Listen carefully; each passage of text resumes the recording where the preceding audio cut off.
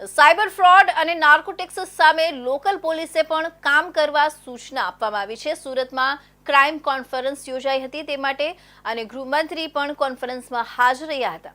Police વરઘોડો નથી કાઢતી, ઘટનાનું રિકન્સ્ટ્રક્શન કરે છે તેવું ડીજીપીએ જણાવ્યું હતું। વરઘોડા શબ્દનો પ્રયોગ ગુજરાત પોલીસ કદી કરતી નથી। કોઈ પણ ગુનો બને અને તે ગુના માટે પુરાવા એકત્ર કરવાના હોય છે। આ પુરાવા એકત્ર કરવા માટે પોલીસ આરોપીને સાથે રાખી ઘટનાનું રિકન્સ્ટ્રક્શન કરતી હોય છે। બાકી પોલીસ વરઘોડા કાઢવાનો પ્રયોગ કોઈ દિવસ કરતી નથી એવું રાજ્યના પોલીસ વડાએ જણાવ્યું છે। વધુમાં તેઓ પ્રજાલક્ષી સારી કામગીરી થાય તે માટે રોડ મેપ તૈયાર કરવાની પણ કાર્યવાહી કરશે। સાથે તેઓ સાયબર અવેરનેસ માટે આમ જનતાને જાગૃત થવા અપીલ કરી છે।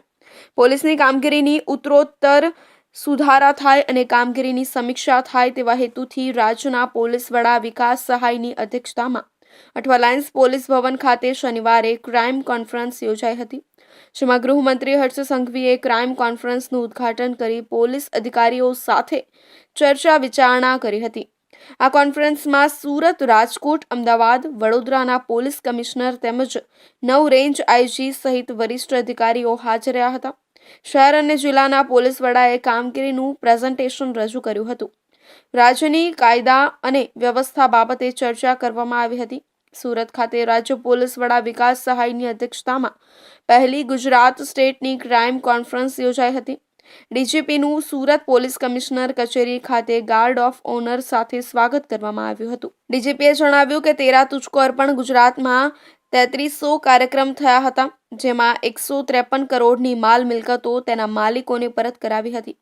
ઉપરાંત વર્ષ 2024માં વ્યાજખોરીના 715 ગુનાઓ દાખલ કરેલા અને તેમાં 1500 વ્યાજખોરોની સામે કાર્યવાહી કરી હતી।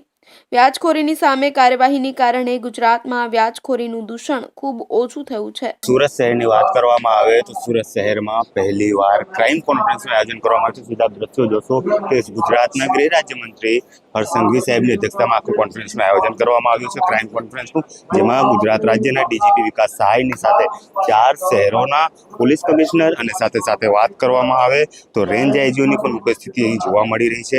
પહેલી વખત એવું થઈ રહ્યું છે કે સુરતમાં આ ક્રાઇમ કોન્ફરન્સનું આયોજન કરવામાં આવ્યું છે। 9 રેન્જ આઈજી છે, લો એન્ડ ઓર્ડરના 4 અધિકારીઓ છે, ગુજરાતના ટોચના આઈપીએસ અધિકારીઓ પણ આ ક્રાઇમ કોન્ફરન્સમાં હાજર છે। તો ક્રાઇમને લઈને કઈ બાબતોને લઈને ચર્ચા પણ કરવામાં આવશે અને જ્યારે ગુજરાતના ગૃહ રાજ્યમંત્રી પોતે અહીં ઉપસ્થિત છે તો ક્રાઇમ કોન્ફરન્સનું જે આયોજન કરવામાં આવ્યું છે તેને લઈને હાલ જે પરિસ્થિતિ ગુજરાત રાજ્યમાં છે તેને લઈને પણ ચર્ચાઓ કરાશે। અત્યારે જે એવોર્ડ છે, જે સર્ટિફિકેટ છે તે આપવામાં આવી રહ્યું છે અહીંના અધિકારીઓને।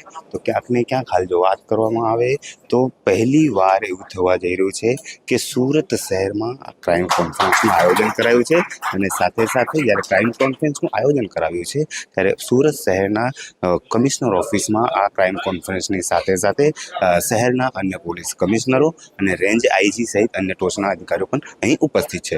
કેમેરામેન રવિ વેંડે સાથે હું અમિત રાજપૂત, ઇન્ડિયા ન્યૂઝ ગુજરાત, સુરત।